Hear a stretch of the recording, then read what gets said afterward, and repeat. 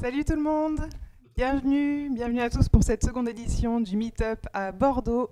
Je suis à Bordeaux, mais alors vous, je sais pas où vous êtes. Est-ce qu'on a que des Bordelais, des pros chocolatines là dans la team, dans le chat? Je pense que on dit tous chocolatine de toute façon, et tant que personne me contredira, on dira chocolatine durant ce talk. Quoi qu'il en soit, merci à tous d'être venus. Non, désolé, c'est chocolatine. Fallait prendre un micro, les gars, je suis désolée. Dans tous les cas, je vous remercie de venir pour cette seconde édition du Meetup de React et React Native. La dernière fois, on a eu un talk sur React et donc là, on a un talk aujourd'hui sur React Native. Je suis très contente d'accueillir David qui va nous parler de design system Hello. avec React Native. Salut David. Donc David qui nous a préparé tout plein de beaux GIFs ou GIFs à votre préférence. Encore une fois, c'est comme chocolatine et pas au chocolat. Je crois que c'est un débat qui ne s'arrêtera jamais. Tout plein de beaux gifs sur l'univers des Avengers pour illustrer tout ce beau concept des design systems intégrés dans React Native. Le talk va durer à peu près une demi-heure.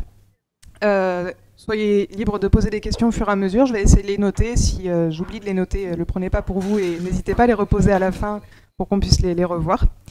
Et je vais laisser donc la parole à David pour vous présenter son talk et on se revoit à la fin.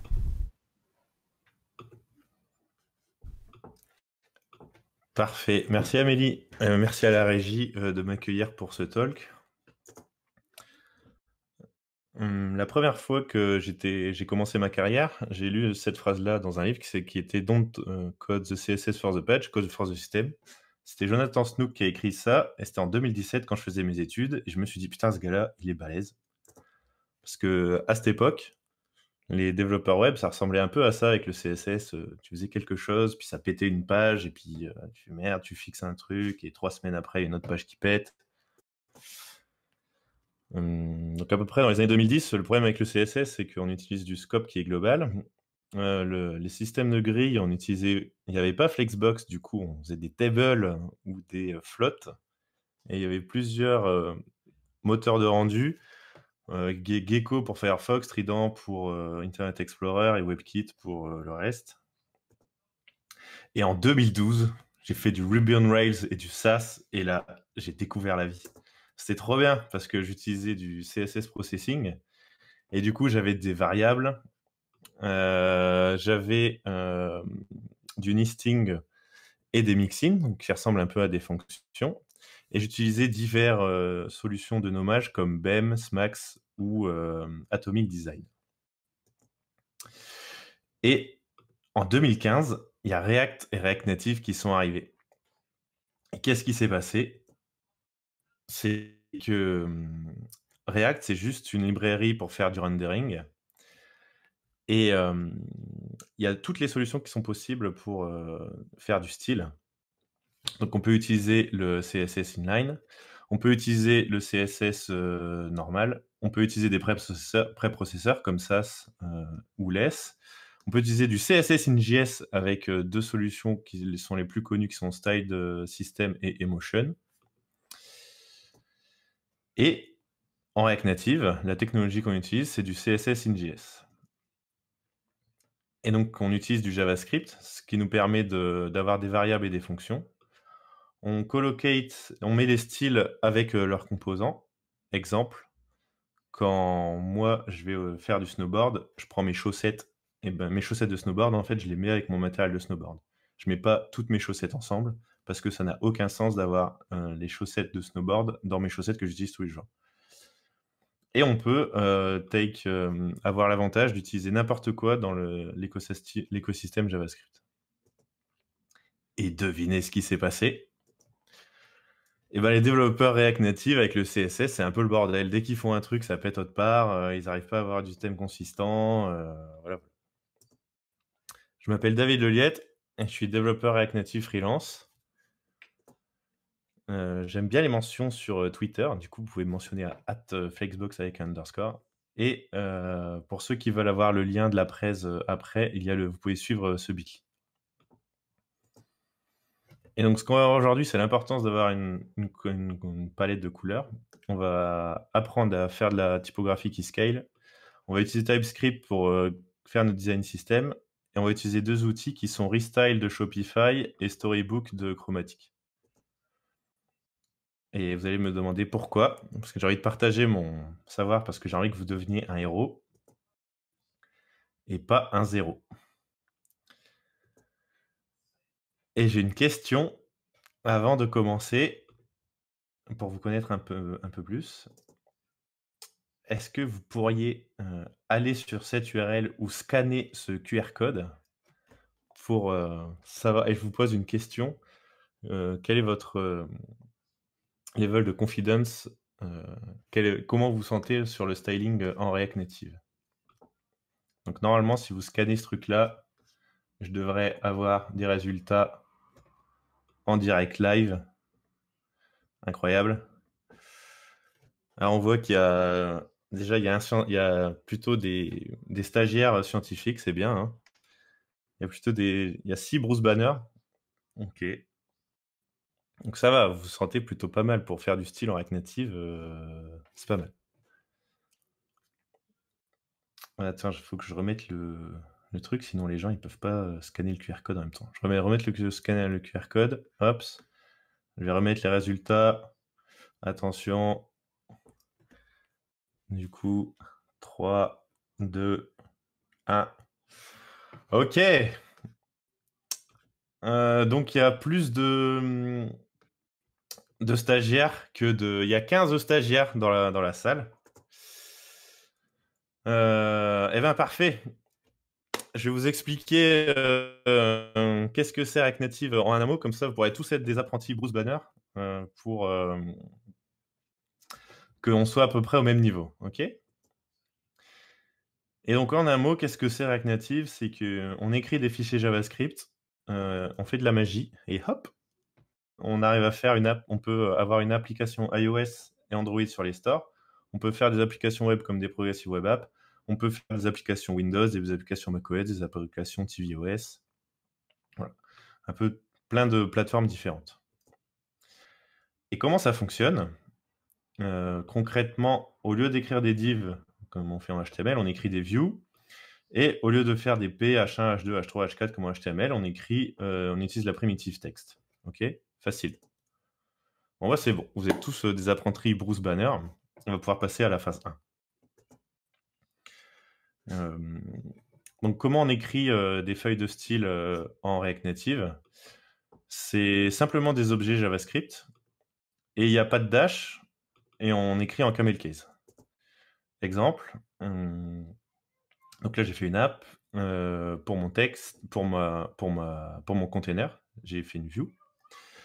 Et j'importe stylesheet from React Native. Ici, je décris mon objet, je fais style.container, et mon container, il aura un flex de 1 et une background color de cette couleur-là. OK.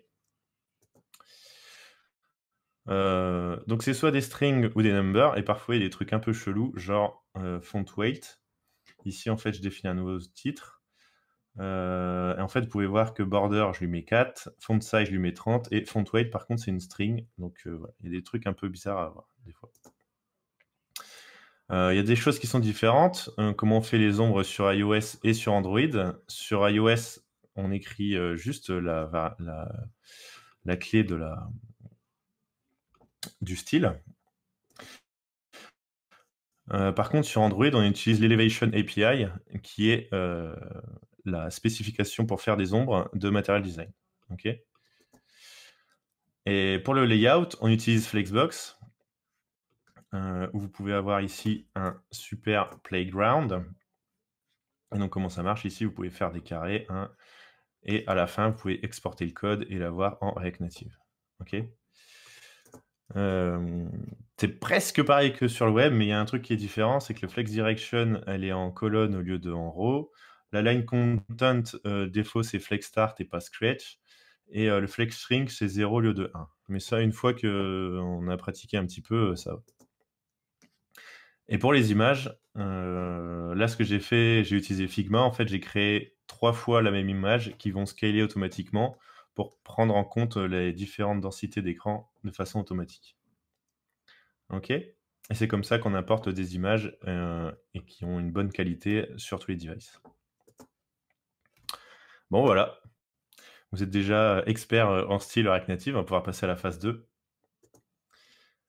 Et ça, c'est un développeur et un designer qui se battent. Et moi, je comprends pas pourquoi les gens ils se battent alors qu'ils sont dans la même team et qu'ils ont un même but commun à atteindre. Ça arrive tout le temps que les designers ils disent ah oui, mais les développeurs ils comprennent rien et inversement. Le problème, en fait, c'est pas un problème, c'est que vous devez définir un langage commun. Et donc, Marc Dallèche, que je suis sur Twitter, vous devriez si vous le suivez pas, il a dit un truc super intéressant, c'est que un design system, c'est un peu comme adopter Prettier. Prettier, c'est un outil qui vous facilite la prise de décision pour tout ce qui est point virgule, parenthèse, ça les met automatiquement. Une fois que vous avez défini cette règle-là, plus jamais vous y touchez. Et du coup, c'est un peu la même chose. Quand on fait du design, vous devez parler avec la team qui a fait le design, et une fois que vous avez pris cette décision-là, ça va vous suivre toute la durée du projet. Donc, généralement, on commence par les couleurs. Et donc, mon dernier client, il m'a envoyé cette palette-là.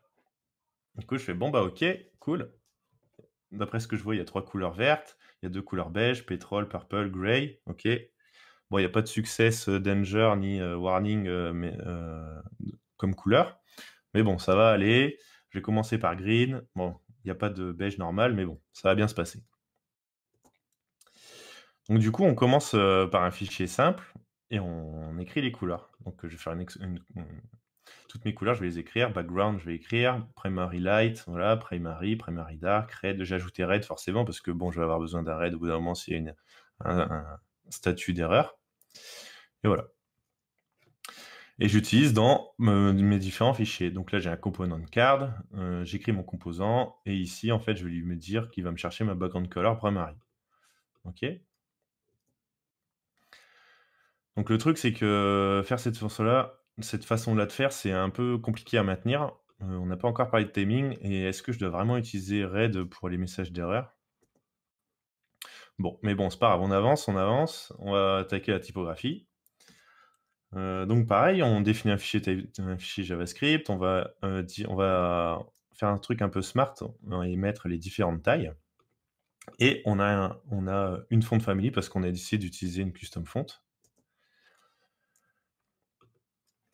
Et donc ici, en fait, on peut voir que j'ai fait un texte. Là, je l'ai appelé hint pour texte dead. Et donc la size, je vais aller chercher typographie, font size et color gray dark. Ok, cool, parfait. Bon, le truc, c'est que je commence à avancer dans mon app, j'ai commencé à faire 2-3 trucs. Je dois utiliser le spread opérateur pour merger les objets que j'avais avant. Et en fait, quand j'utilise cette technique-là, je peux récupérer des styles, d'autres styles que j'ai définis autre part.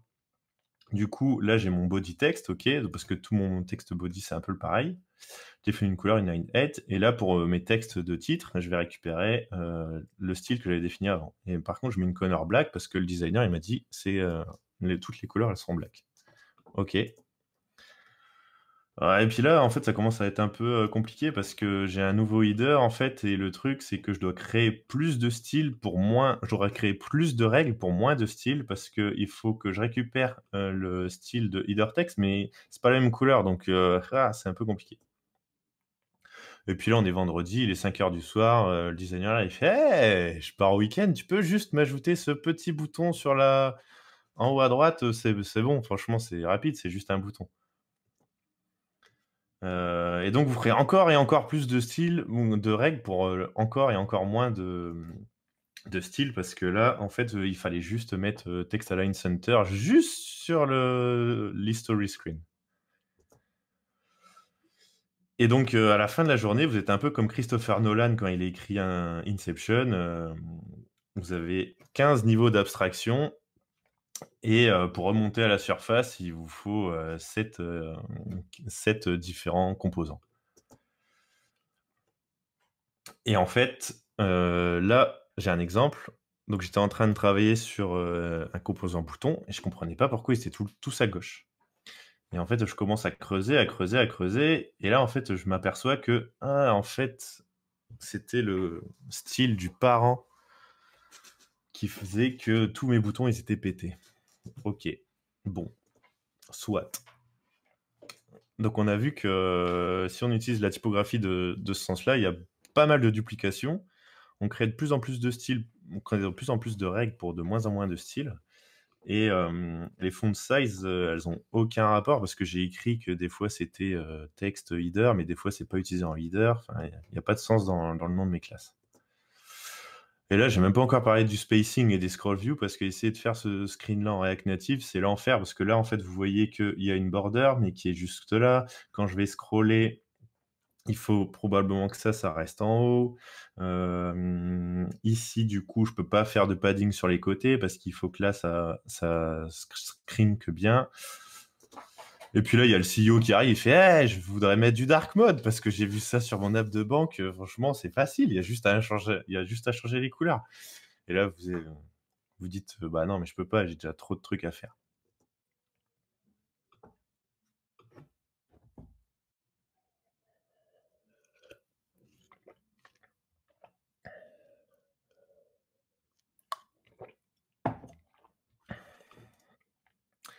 Ok, j'espère que vous avez kiffé la vidéo de chat en slow motion parce qu'on va passer à la phase 3. Et donc, vous allez oublier tout ce que vous avez vu pour maintenant et on va tout recommencer. Du coup, on va utiliser une librairie qui s'appelle Restyle de Shopify. Qu'est-ce que c'est Restyle? C'est une librairie qui provide un système de types pour construire de façon complexe des interfaces en React Native et TypeScript. Vous dites, OK, pourquoi j'ai besoin d'utiliser TypeScript? Enfin, à quoi ça sert ce truc? Voilà. TypeScript, qu'est-ce que c'est? En gros, ça va vous donner des super pouvoirs, sachant que vous avez déjà des super pouvoirs, un peu comme Spider-Man. Spider-Man, au tout début, il est bien, mais une fois qu'il a la nouvelle combinaison de Tony Stark, il est encore plus balèze. Et aussi, moi, à la fin de la journée, j'ai plein de problèmes à gérer. En utilisant TypeScript, ça va me faciliter la vie et faciliter la vie des gens de ma team. Du coup, on va aller de plus en plus vite et on va pas régler des problèmes qui ne devraient pas exister. Et la développeur expérience, elle est super nice parce qu'il y a des types. Donc, si des fois on demande un string, je saurais que c'est un string et je serais sûr que je demande un string ou un number. L'autocomplete, ça va me permettre d'automatiser plus ou moins ma programmation. Et c'est juste un superset au-dessus de JavaScript. Donc, c'est pas comme CoffeeScript où vous compilez votre JavaScript. Là, vous pouvez renommer vos fichiers en TypeScript et utiliser que certaines fonctions. Vous n'êtes pas obligé de tout faire. Et c'est ce que je vous conseille de le faire vraiment step by step. Donc, comment ça marche? Une fois que j'ai installé la librairie style de Shopify, je vais dans mon app, j'ajoute un theme provider. OK. Et je vais importer mon thème. Parfait. Du coup, on va recommencer par les couleurs. Et je ne sais pas si vous vous souvenez tout à l'heure, je vous montrais celle-là et celle-là. À quoi ressemble une palette qui est correctement architecturée? Ça ressemble plutôt à ça. Donc en fait, les couleurs, elles vont du light, donc c'est 50, à dark, c'est 900. Parce que dans la palette que je vous ai montré tout à l'heure, c'est l'inverse. Et j'ai essayé de travailler avec l'inverse, mais faites-le pas, jamais. Si votre designer il vous met un système de naming où les couleurs elles sont inversées, faites-le pas parce que tout l'internet mondial utilise ce système. Donc Tailwind c'est ça, Eva Design System c'est comme ça. Si on fait 100 c'est light et 900 c'est dark. Material Design aussi, Bootstrap c'est pareil. Ok. Donc on va écrire une palette de couleurs qui procure de la joie. Et donc, on va écrire les couleurs Purple 100, Purple 500, 900, et on va les écrire correctement comme ça. OK? Une fois qu'on a ça, on crée notre fichier thème, et là, on importe notre palette. On va créer un objet entre les deux qui s'appelle colors. Et seulement ici, en fait, je vais mettre main background, primary, secondary, text, qui est black, et text on dark, là, ça va être white. Et pareil pour les icônes, on met une certaine couleur pour les icônes. OK? Et comment on les utilise? Là, par exemple, il faut que j'ajoute une librairie externe qui vient de Wix, qui s'appelle Wix Calendar, parce que je ne vais pas faire un calendrier à la main. Du coup, j'importe la librairie Wix Calendar, qui vient de React Native Calendar, OK. Et pour utiliser mon thème, donc je vais importer la clé du thème plus le hook useTheme. Et ensuite, ici, je vais utiliser mon hook useTheme qui va chercher les paramètres thème. Et comme ça, en fait, ensuite, je pourrais l'utiliser correctement là. Et avec la magie de TypeScript, ça va mettre l'autocomplete directement. OK. Et ensuite, avec Restyle, le truc stylé, c'est que direct, sans rien faire, j'ai l'autocomplete directement sur d'autres composants. Donc là, c'est un composant box qu'on va voir un peu plus tard. Mais là, je voulais juste ajouter background primary light sur ce composant. J'ai juste tapé BG, il me l'a mis direct, et je fais égal, et il me met direct tout l'autocomplete de toutes mes couleurs. Donc là, j'ai un système typographique qui scale et qui va être trop bien. Je vais pouvoir m'attaquer maintenant à la typographie. Et la typographie, comment ça marche? On fait des variants. Donc pareil, on va dans notre thème, on définit les variants de notre app. Donc variant, je vais avoir un H1 qui va faire font size 28, qui va avoir un font weight et certes font familia. H2, ça va être cette taille-là. Je vais prendre P1, P2, S1 parce que j'aurai forcément un titre small. Et voilà. Et là, après, on peut prendre n'importe quel système, mais ce système-là, ça marche bien. Et du coup, je vais définir un nouveau composant qui s'appelle text. Je vais chercher la fonction createText de Shopify, de Restyle. Et c'est comme ça que ça fonctionne. Je vais définir mon texte comme ceci. Il va aller chercher automatiquement la clé de mes variants que j'ai définis avant. Et de base, donc j'aurai accès à mes variants et j'aurai aussi accès à un tas d'outils qui vont nous faciliter ma vie. Donc je pourrais choisir la couleur, l'opacité, si c'est visible ou pas, la typographie, le text shadow, le spacing. Et du coup, comment ça marche? Ici, là, j'ai une carte, j'ai besoin d'ajouter du texte. Donc je vais sur le texte, je vais lui mettre variant égale H3. Et forcément, j'ai besoin de changer la couleur. Je vais lui mettre color égale text on dark. OK. Bon, par contre, il manque un peu de spacing. Je vais lui mettre padding P égale M. Et là, super transition vers comment ça marche le spacing. Ouais, c'est assez facile. J'ai utilisé le t-shirt sizing. Parce que si vous avez remarqué depuis tout à l'heure, les textes ils sont en allemand parce que je bosse avec un client qui est en Allemagne. Et ça, bah, c'est instant. N'importe qui peut comprendre. J'ai envoyé ça au designer, il a compris direct ce que je voulais dire, que XS c'était petit, que M c'était moyen, que XL c'était grand. Hein. Et ça, ce sera disponible dans toute notre application. Ensuite, il y a une autre primitive sur Restyle qu'on peut utiliser, c'est CreateBox. Donc c'est un peu pareil que les views, mais il y a des choses en plus qui sont je vais avoir directement accès au background color, opacity, c'est visible ou pas, spacing, on l'a vu. Le border, hein, je ne l'ai pas dit, mais dans le thème, on peut spécifier une clé qui est border ready. Et là, ça va être la même logique, SMM, SML, et on peut avoir des borders plus ou moins grands, shadow et position. Et donc là, dans cet exemple, j'ai envie d'aligner mon icône et mon texte. Donc je vais changer ma box, je vais faire un flex direction égale row. Et pour aligner les éléments, c'est align items, center. Mais comme ça fait 15 ans que je fais du web et que je sais toujours pas aligner les items, en fait, c'est pas align item, c'est justify content. Mais là, en fait, on a l'autocomplétion directe et on peut se rendre compte tout de suite, on est certain que la clé elle sera bonne et que c'est pas on va pas créer du style qui est mort ou qui n'existe pas en fait. Là, c'est obligatoirement que ça existe. Et comment on fait des custom components? Dans cet exemple-là, je vais prendre une carte. Donc on importe pareil un restyle component. On va lui créer un variant. Et ça, c'est toutes les props qu'on va lui associer. Du coup, ici, je vais lui dire que tu vas me chercher les spacing props de mon thème, les variant props de mon thème. Tu vas me chercher ce variant-là. Et tu vas créer un composant carte où je pourrais changer le variant et le spacing. Et du coup, avec la magie de TypeScript, quand je copie-colle ça directement dans mon composant carte, il me dit « Hey, fais gaffe, t'as pas créé ta clé carte variant. Je la rencontre pas, qu'est-ce que t'as fait? T'as oublié un morceau. » Du coup, on retourne dans notre thème et on écrit notre carte variant, notre variant de card. Et là, j'ai mis callout et outline pour avoir une card avec une border ou pas.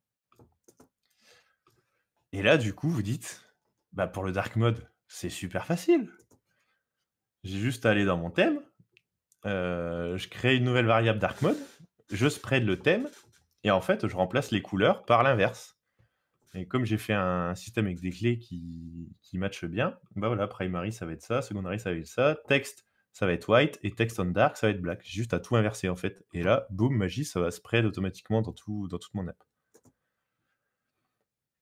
Et comment je fais pour l'inclure dans mon app? Bah là, je vais juste faire un state dark mode que je vais toggle avec un switch. Ou alors, si je fais ça de façon intelligente, j'utilise la Appearance API from React Native. Et ça va détecter automatiquement les paramètres système du téléphone et ça va switcher ou pas le thème, votre application en suivant le thème de l'OS.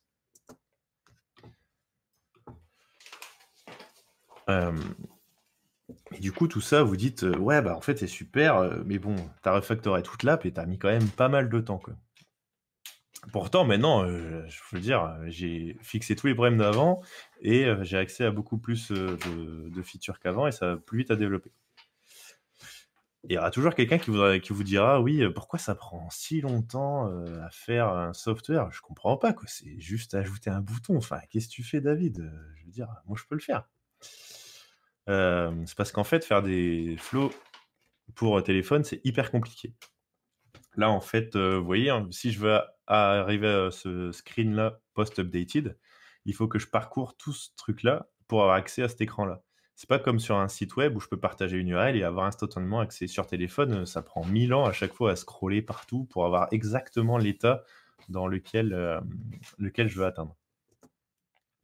Et donc en 2017, il y a Tom Coleman qui a inventé un truc qui s'appelle Component Driven Development. Et il est à partir du constat que pour designer votre software, il faut le faire de façon indépendante, un peu comme des Lego. Et c'est que comme ça que vous pourrez réussir à construire votre application. Et il a fondé un tool qui s'appelle Storybook. Et en gros, comment ça marche, Storybook? C'est que vous prenez vos composants de votre application, vous les travaillez dessus de façon isolée. Vous appelez ça des stories, parce que c'est comme ça que ça s'appelle. Vous nommez votre fichier .story. Et dans votre storybook, vous avez accès à toutes vos stories. Et en fait, une fois que vous remettez votre composant dans votre application, eh ben c'est bon parce que vous l'avez testé de façon isolée. Du coup, vous êtes sûr du résultat que vous allez avoir. Et vous avez essayé aussi tous les états de façon isolée. Du coup, vous êtes sûr de tester si une erreur, si un message, si c'est un loading, si on a un seul élément, si on en a plusieurs, tout ça. Et donc, en gros, à quoi ça ressemble? Là, il y a celui d'Airbnb. Vous pouvez voir. Là, si je veux, par exemple, savoir toutes les alertes box d'Airbnb, à quoi ça ressemble, je tape alerte. Voilà. Donc ça, c'est tous les scénarios d'alerte. Là, il n'y a pas d'icône. Là, il y a un close button. Là, on a mis un content en même temps. Enfin, voilà. Oui, le délire. Et du coup, comment ça marche? Donc, on installe avec le CLI en ligne de commande Storybook. Et on ajoute les types TypeScript parce que nous, on utilise TypeScript. Du coup, il y a une étape supplémentaire. Et donc, comment j'intègre mon Storybook à mon app? Je vais créer un nouveau composant que je vais appeler Toggle Storybook. Et mon Toggle Storybook, en gros, qu'est-ce qui va se passer? C'est que je vais chercher mon fichier de config et ici, en fait, je vais lui dire, oui, est-ce que si dans ma variable d'environnement, tu as détecté que j'étais un Storybook, tu m'affiches l'UI du Storybook. Sinon, tu m'affiches le children, donc tu vas m'afficher mon application. Et ouais, comme j'ai dit, au root de votre projet, vous créez une variable d'env, comme ça vous pourrez switcher ou pas pour afficher le storybook sur votre téléphone ou pas. Et à quoi ça ressemble? Ça ressemble à peu près à ça. Donc là, en fait, on peut voir que j'ai mis... je l'ai testé sur mon téléphone, et là, j'ai les différents scénarios avec tous les boutons. Il y a forcément un cas où les boutons de login, c'est pas les mêmes, du coup, j'ai des boutons de login aussi. Et le dernier exemple que j'ai, c'est pour afficher toutes les images. Comment ça s'affiche? Qu'est-ce qui se passe quand j'ai une image, quand elle est grande, quand il y a une erreur, quand elle est en train de loader. Voilà. Donc on a tous les scénarios possibles sur notre application. Et là, un pro tip, parce que quand vous faites un call de votre API, c'est un peu compliqué de récupérer la data. Donc en fait, ici, j'ai mis un debugger. Là, ici, j'ai ouvert mon Google Chrome. Donc il a posé directement mon debugger quand j'ai reloadé mon screen. Et en fait, là, pour récupérer les datas de ma collection, je vais faire un copy de ma collection. Et je vais récupérer directement mes datas en JSON que je pourrais moquer hyper rapidement pour créer mon storybook qui reflète les datas de mon API.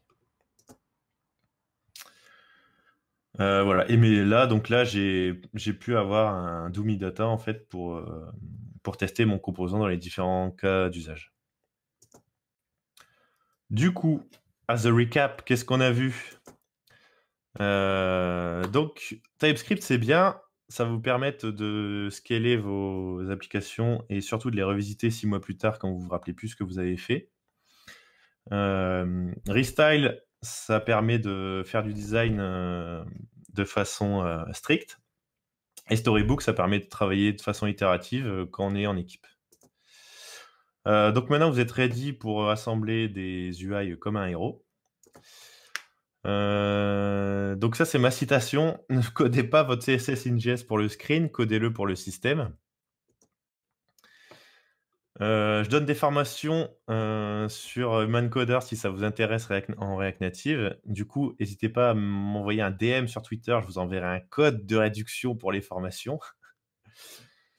Sinon, j'ai aussi écrit un livre dessus qui s'appelle Road to React Native, disponible sur mon site web, où j'ai mis un peu tous les conseils que j'aurais aimé avoir quand j'ai commencé à faire du React Native. Et du coup, je suis chaud pour, si on a un peu de temps, pour répondre aux questions. Et je remercie la régie et les organisateurs pour ce meet-up. Cool. Merci David. J'ai noté quelques questions qui sont dans le chat. La première question super importante, c'est est-ce que le PowerPoint sera dispo et où est-ce qu'il sera dispo? Ah, les internets. Merde. Les internets. Navigateur web, David L. Ah non, c'est Bitly. bit.ly.com/rn-style. C'est ça? Évidemment. Non. React, j'ai mis? Non, j'ai mis quoi? Je sais plus. Ouais, je sais plus ce que j'ai mis. Attends, il est où le Bitly? Ah, c'est là. C'est ça. Parfait. rn-design. Excellent. Je reprendrai ce lien pour le partager dans le meet-up et comme ça, il sera ici également. Il y avait une question sur les avantages et les inconvénients de Restyle contre les style components. Dans quel cas tu conseillerais l'un ou l'autre et dans quel cas c'est avantageux ou pas? J'ai fait des style components, mais c'était une très mauvaise idée. Enfin, c'est pas une mauvaise idée, ça marche. Mais en fait, c'est l'enfer. Parce que... Genre... là... Ah ouais, merde, je suis en train de... Ok. En fait, t'as pas l'autocomplétion TypeScript, du coup, c'est chiant. Voilà. En un mot, c'est ça. En fait, t'es pas productif, et le truc, c'est que, ok, tu fais ta librairie en style component, et en fait, le dev backend, lui, il sait pas comment ça marche, style component. Alors que là, en fait, dès qu'il va taper le composant box, en fait, il aura les props directement en autocomplete dans son éditeur de texte. Donc en fait, il a même pas besoin de savoir à quoi ressemblent ses composants, puisqu'il aura... Il a même pas besoin d'aller voir la doc, parce qu'en fait, la doc, elle est dans ton composant. Parce que tu as l'autocomplete ou pas. Et ça, la puissance du truc, tu l'as pas avec Style Component. Ou tu l'as peut-être, mais alors le tooling doit être long et chiant à faire. Est-ce que ça répond à la question? J'imagine. En tout cas, si ça répond pas à la question, n'hésitez pas à le dire dans le chat, mais en tout cas, ça a été clair pour moi. Et il y avait une autre question sur... j'imagine que c'était par rapport à Restyle, et savoir s'il y avait une bonne compatibilité entre Android et iOS, s'il n'y avait pas trop de changements entre les styles de tweak à faire pour que ce soit justement compatible entre les deux, que ça ait le même rendu. Je réfléchis, non, j'ai pas eu le cas, ouais. Ça dépend de... Faut un exemple concret. Parce qu'en fait, le truc, c'est plus sur l'UX qui change. J'ai pas eu le cas. Mais s'il y a besoin de gérer le cas, c'est pas grave, on peut gérer le cas sans problème dans son composant, en fait. Ça, il n'y a pas de... C'est pas un problème, en fait. Tu vois. Restyle n'est pas le problème du... La non-compatibilité ou pas, en fait. C'est pas là qui est le problème. Le problème, il sera autre part. C'est pas à cause de la lib que ça va pas marcher, en fait. Ok. Voilà. Ça marche. Je sais pas si tu vois les questions, mais en tout cas, il y en a une qui est rêvée sur savoir si, en termes de scalabilité, avoir des tailles de t-shirt en XS, S, M, du coup, tu as forcément un range limité de taille. Est-ce que, justement, en termes de scalabilité, ça pose pas de problème? C'est-à-dire, bah non, tu fais X, X, X, X, X. Oui, voilà, Tu vois. ça ne s'arrête jamais après. Est-ce que. Enfin, Bah ouais. Entre deux tailles, c'est pareil. Comment tu ferais si tu vas avoir entre du SM ou alors si tu vas aller encore plus en dessous, est-ce que tu t'arrêtes à 15X, S? Est-ce que ça fait sens? Est-ce que ça t'a déjà posé problème à toi dans ton expérience? Non, j'ai X, XS et 4XL, je crois. Mais regarde Bootstrap, 100K star sur GitHub, plus d'1 million de... Enfin, je sais pas combien de sites fait en Bootstrap, mais eux, c'est XS, S, M, L, et je sais plus quoi, hein, pour leur grid system, en fait. Donc, je vois pas. Après, rien t'empêche de mettre le numéro comme ça sans le mettre dans le thème. Il n'y a pas de... Y a pas de problème. Je comprends. Il y a une question sur. Hop, excuse-moi. Est-ce qu'on peut utiliser les props d'un component dans un style défini avec Restyle? Comme on peut le faire avec Style Bah Component. ouais, c'est tout. Ah oui, ok.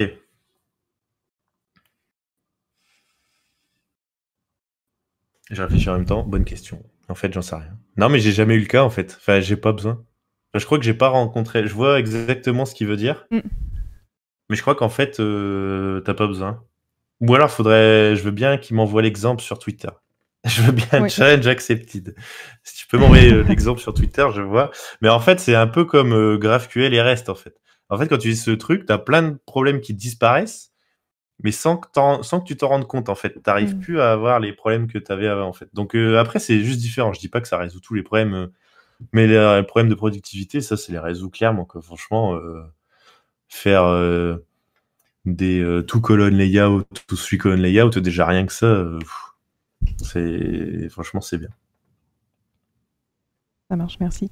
Est-ce que tu as utilisé d'autres librairies UI pour implémenter un design system autre que Restyle? Ah oui, alors ça, en fait, j'en ai pas parlé parce que sinon, ça allait durer 1 heure mon talk. Rien n'empêche. Moi, j'utilise Kitten UI et React Native Paper. En fait, ça n'empêche pas du tout d'utiliser une librairie d'UI et d'utiliser Restyle en plus. Exemple, vous utilisez Kitten UI, vous utilisez leurs boutons. Bah, c'est bien, en fait, vous pouvez toujours spread votre thème dans Kitten UI ou l'inverse. Faut voir dans quel sens on le fait. Mais Restyle, ça va vous permettre aussi juste le composant box. Franchement, rien que ça vaut le coup.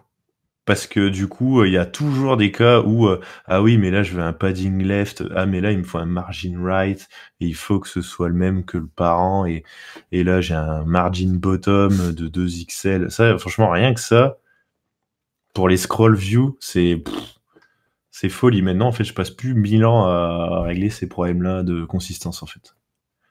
Donc, c'est possible. La réponse, c'est oui, tu peux utiliser Restyle avec d'autres librairies. Ça n'empêche pas, l'un n'empêche pas l'autre.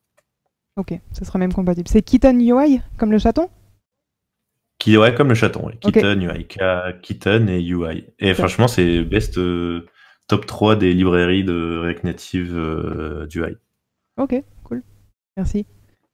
Autre question, niveau performance, l'ajout de toutes ces librairies n'a-t-il pas un impact sur l'application?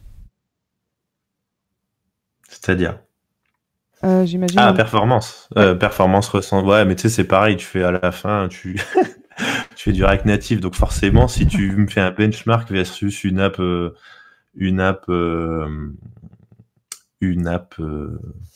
vanilla, enfin, tu vois, faite par des vrais iOS développeurs ou des vrais Android développeurs, je suis certain que les vrais iOS développeurs et les vrais Android développeurs, ça va plus vite. Par contre, performance, le time to market, enfin moi c'est comme ça que je mets dans mes metrics, c'est comme ça que je maîtrise la performance. C'est est-ce que la team elle est performante.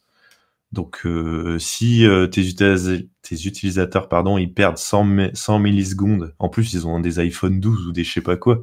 Enfin non, c'est pas vraiment les issues de performance plutôt, c'est plus au niveau de ton back-end que t'en auras. C'est pas vraiment au niveau de l'UI parce qu'en fait, l'application, il le prend JavaScript, fait de la magie et le compile en fait. Du coup, quand toi tu le télécharges sur ton OS, bah t'as déjà tout quoi.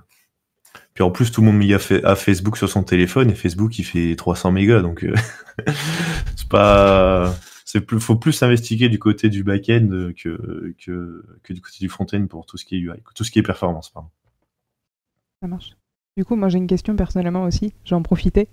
Vas-y. Justement, tu parlais du bundle size, de la taille de l'application en elle-même. Est-ce que Restyle, ça rajoute beaucoup sur le bundle? Je sais que en web, j'utilise beaucoup Material UI et ça rajoute beaucoup au bundle parce que la lib est énorme.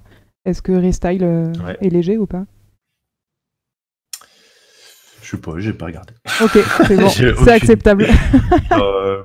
J'en sais rien. Si j'ai un truc pour checker le bundle size sur VS Code, mais non, versus une librairie du UI, non. Non, en fait, parce qu'en fait, c'est que des primitives, de style. Du coup, ça ajoute pas, c'est une bonne question, mais ça ajoute pas ouf, tu vois, versus Material UI, incomparable, quoi. Ok, ça marche. Très bien. Merci beaucoup. J'ai pas vu d'autres questions. En tout cas, si vous en avez d'autres, n'hésitez pas, je pense, à poker David. Confirme-moi si c'est bon à le poker sur Twitter. Je pense que ça sera un plaisir pour lui, j'imagine. Ouais, carrément. Et puis, en tout cas, merci à tous d'être venus. C'était très chouette. La vidéo sera disponible en replay sur la chaîne YouTube du Meetup. Donc merci David pour cette présentation, c'était super bien fait, on a tous adoré les gifs, j'ai adoré le chat en slow motion, c'était je pense la meilleure partie du talk. Ah, t'as vu, je te l'avais envoyé avant, mais tu l'avais pas vu exprès pour que je le cache, tu vois, c'était compliqué. Et merci également à Epitech et à la régie de nous avoir accueillis, d'avoir organisé ça comme des pros comme d'habitude. J'ai quelques speakers pour la suite des mois là, qui arrivent, donc restez connectés pour voir la suite des événements. En tout cas, si vous êtes intéressé à speaker, n'hésitez pas à venir me voir. Comme vous avez vu ma présentation du début avec mon micro qui tapait sur mon menton, vous voyez bien qu'on n'est pas à la recherche de professionnels. Bien que David ait donné un talk exceptionnel aujourd'hui, on accepte des personnes de tout niveau, des débutants et des personnes plus confirmées. Donc si jamais ça vous tente, n'hésitez pas encore une fois à venir me voir et à parler avec moi pour voir ce que vous souhaiteriez présenter. Et merci encore d'être venu. J'espère vous voir très bientôt pour le prochain événement qui sera aussi au mois de mars si tout se passe bien. Merci à tous, passez une bonne journée. Allez, ciao ciao, merci à tous. Salut David, merci beaucoup.